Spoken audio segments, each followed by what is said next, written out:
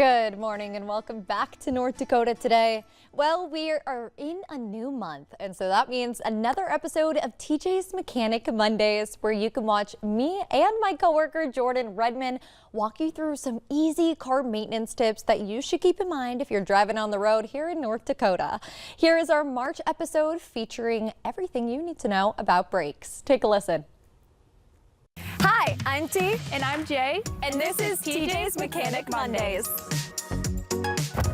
We all know life moves fast, and you never know when car trouble might hit. And that's why we've teamed up with Kevin at Fix It Forward here in Fargo for a monthly segment aimed to keep you and your car rolling through the valley. Seatbelts and airbags seem to get all the press, but a vehicle's most important safety system is its brakes. On this month's episode, we're here with some tips to keep you safe when you're on the road. So hop in! TJ's Mechanic Mondays starts right now. We are back in the Fix It Forward garage with Kevin, and we're going to talk all things brakes. All right, Kevin, so can you kind of show us where the brakes are located on the vehicle? Yes, right behind the wheel is where you'll find your brake rotor, your brake caliper with your brake pads inside the brake caliper. All right, well, Jordan and I are pulling out some secret tools here. What are we looking at?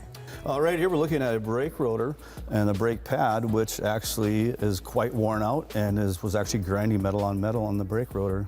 So should we replace these at the same time?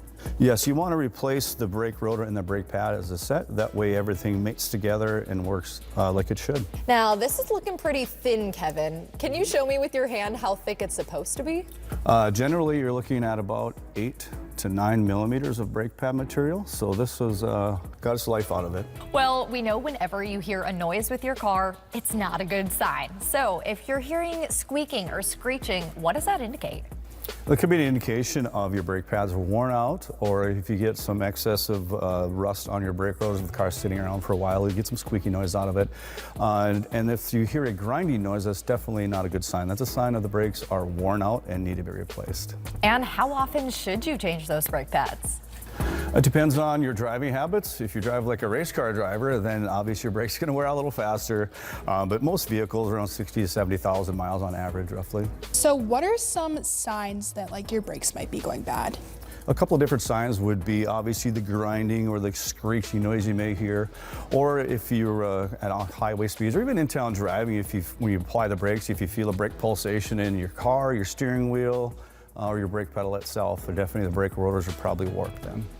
So last episode, we talked about preventative maintenance. Now, what can you do for your brakes to make sure you're not wearing them down as fast as possible?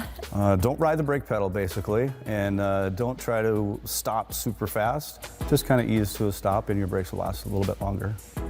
And what are some ways to avoid those costly fixes of your brakes? If you hear your brakes start grinding, if you wait too long, then that can actually wreck the brake caliper itself, so that will almost double the price of getting the repairs done. We always talk about living in North Dakota and how that affects your car. So when you're braking on the ice, what's the best method to keep you safe?